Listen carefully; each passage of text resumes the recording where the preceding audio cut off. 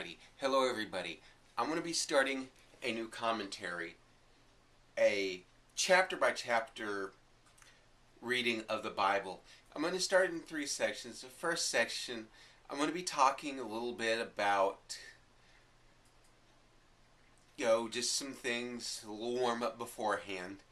And then I'm going to be reading the chapter that I'm going to be reading for the day.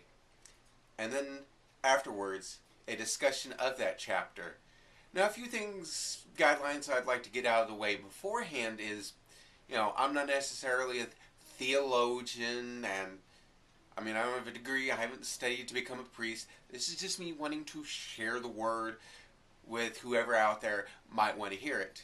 Another thing, if you've read the Bible, you know that it's full of difficult names of people and locations.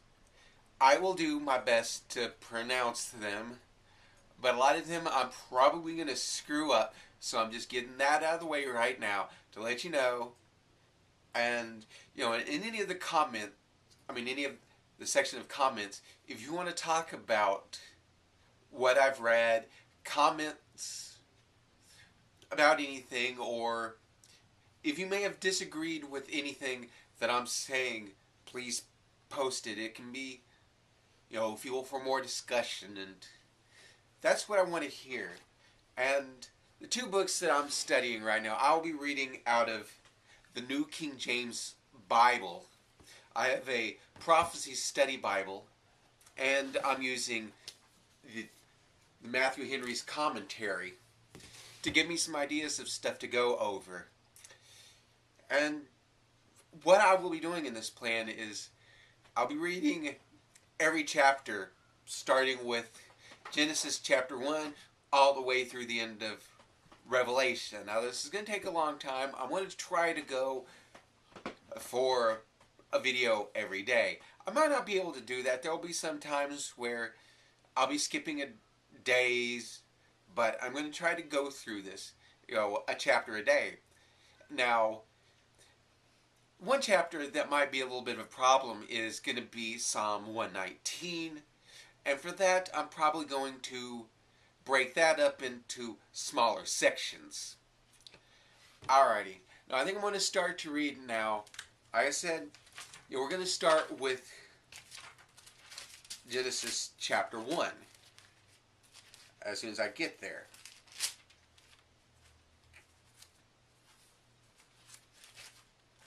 Alrighty, Genesis chapter 1. In the beginning, God created the heavens and the earth. The earth was without form, and void and darkness was on the face of the deep. And on the Spirit of God was hovering over the face of the waters. Then God said, "Let there be light." And there was light. And God saw the light, that it was good, and God divided the light from the darkness. And God called the light day, and the darkness he called night. So the evening and the morning were the first day. Then God said, "Let there be a firmament in the midst of the waters, and let it divide the waters from the waters." Thus God made the firmament that divided the waters which were under the firmament from the waters which were above the firmament. And it was so. And God called the firmament heaven. So that the evening and the morning were the second day. Then God said, "Let the waters under the heaven be gathered together into one place, and let the dry land appear." And it was so. And God called the dry land earth, and the gathering together of the waters he called seas. And God saw that it was good. And God said, "Let the earth bring forth grass, the herb that yields seed, and the fruit that according to its kind, whose seed is in itself on the earth." And it was so.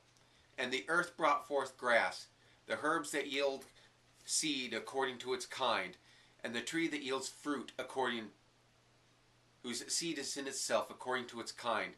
And God saw that it was good. And on the evening and the morning were the third day. Then God said, "Let the lights in the firmament of the heavens be divided, the day from the night, and let them be for signs and seasons, and for the days and the years. And let them be for lights in the firmament on the heavens, to give light unto the earth, and it was so. Then God made two great lights, the greater light to rule the day, and the lesser light to rule the night. He made the stars also. God set them in the firmaments of the heavens, and gave light unto the earth, and to rule over the day and over the night, and to divide the light from the darkness. And God saw that it was good. So on the evening and morning were the fourth day. Then God said, let the waters abound with an abundance of living creatures, and let birds fly above the earth, across the face of the firmament of the heavens. So God created great sea creatures, and every living thing that moves, with which the waters abounded, according to their kind, and every winged bird according to its kind. And God saw that it was good. And God blessed them, saying, be fruitful and multiply, and fill the waters in the seas, and let birds multiply on the earth. So the evening and the morning were the fifth day. And then God said, let the earth bring forth the living creatures according to its kind, cattle that creepeth, and the creeping things, and the beasts of the earth according to its kind. And it was so. And God made the beasts of the earth according to its kind, cattle according to its kind, and everything that creeps on the earth according to its kind. And God saw that it was good. Then God said, let us make man in our image, according to our likeness. Let them have dominion over the fish of the sea, over the birds of the air, and over the cattle, and over all the earth, and over every creeping thing that creeps on the earth. So God created man in his own image. In the image of God he created him, male and female. He created them. Then God blessed them, and God said to them, be fruitful and multiply, fill the earth and subdue it. Have dominion over the fish of the sea, over the birds of the air, and over every living thing that moves on the earth. And God said, see, I have given you every herb that yields seed, which is on the face of the earth, and every tree fruit yields seed. To you it shall be for food. Also to every beast of the earth, to every bird of the air, and to everything that creeps on the earth, in which there is life, I have given every green herb for food. And it was so. Then God saw everything that he had made, and indeed it was very good. So the evening and the morning were the sixth day. Now, okay, what we have here is an account of the creation. Now, God created everything in 6 days for a reason. He could have just as easily said, let there be everything, but he didn't. He created everything in 6 days for a reason. Each day had a step. The days built on the days before. In the first day, in chapter 3, God said, let there be light, and then there was light. We had to have light to give light to everything else, so that everything could be seen and existed. Now, in chapter 5, it says here, God called the light, in chapter 4 and 5, and God saw the light that was good, and God divided the light from the darkness. God called the light day, and the darkness he called night. So you see here, first he creates the light, then he created the darkness to separate the light from the darkness, so there would be a change of day. Because as we also need day, we also need night to refresh ourselves. And in chapter 6, God says, let there be a firmament in the midst of the waters, and let it divide the waters from the waters. And God made the firmament and divide the waters which are under the firmament. So basically here we have, the creation of the sky and everything. We have the sky and the ocean at this point. You see here we're getting a gradual increasing toward the fulfillment of the creation. And that was the end of the second day. And then God said, in chapter 9, verse 9, it says, then God said, let the waters under the heaven be gathered together into one place, and let the dry land appear. And it was so. Now here we have the example of, the oceans were set aside, the seas, and then the dry land, which we would be later living upon. And that was, and then God saw that it was good. Now in chapter 11, we have the next day another gradual step forward. And God says, let the earth bring forth grass, that herb which yields seed, and the fruit that is that yields fruit according to its kind, whose seed is in itself on the earth. And it was so. So here we're having the creation of food. We're starting with food because a little bit later he's going to be creating the living creatures that live on the earth. And in chapter 14, it says, let there be light in the firmament of the heavens to divide the day from the night, and let it be for signs and seasons and for days and years. So here we're having more dividing of the time. Earlier it was just day and night. Now we have summer, spring, and fall, and various times of the year are starting to be formed here. As you see, it's all according to God's plan. And then in verse 16 it says that God made two great lights, the greater light to rule the day and the lesser light to rule the night. Basically the sun and the moon, and it's talking about creating the stars. So it's not just any light anymore. It has its purpose, like everything in the creation has its purpose. To rule over the light, over the day and the night. And so the evening and the morning were the fourth day. And verse 20 here, it says, God said, let the waters abound with an abundance of living creatures, and let birds fly above the earth across the faces of the firmaments of the heaven. So basically what we're saying here, what this is saying is that next God created, the fishes and the birds. So here we have the creation of life. And it talks about how he created sea creatures and all sorts of creatures to live. If you read verses 20 and 21.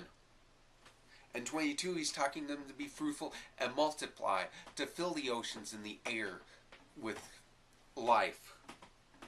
Because, a lot of creatures, the ocean is the foundation of the chain of life. We need fish. The ocean is where the abundance starts. And in verse 22, God says, let the earth bring forth the living creatures according to its kind, cattle and creeping things and beasts of the earth according to its kind. And it was so. So here we have more creation. This is, on the fifth day. And God saw that it was good. In chapter 26 through 28, this is where it gets important. And God says, let us make man in our image, according to our likeness. Let them have dominion over the fish of the sea, over the birds of the air, and over the cattle, and all that creeps on the earth. So we have dominion. It's our responsibility to take care of the earth. And also, we are more important, than the animals that exist on the earth. We are the highest form of God's creation because he created us last. And it says here that, we have dominion over it. And also in 27, it says God created man in his own image. In the image of God, he created him. Male and female, he created them. So basically, our soul, our inner being, is a reflection of God. And we need to live up and do our best to be a reflection of what God wants us to be. And in verse 28, he says, God blessed them. And God says to them, be fruitful and multiply. Fill the earth and subdue it. Have dominion over the fish of the sea, over the birds of the air, and over everything that moves on the earth. And in 29, it's a reassurance to us that he has given us the herbs and everything for us, for our well-being and our survival. And I read you here on the verse 31. Then God saw everything that he had made, and indeed it was very good. So the evening and the morning were the sixth day. Now here's a little something different from the sixth day from the other days. The other days, after he was finished, God saw that it was good. But at the end of the sixth day, he says, indeed, it was very good. He was pleased especially with our creation because we are the pinnacle of his creation. And that's all for today. I hope that brought some enlightenment, and I hope to continue on with this. And that's all for now. Thank you.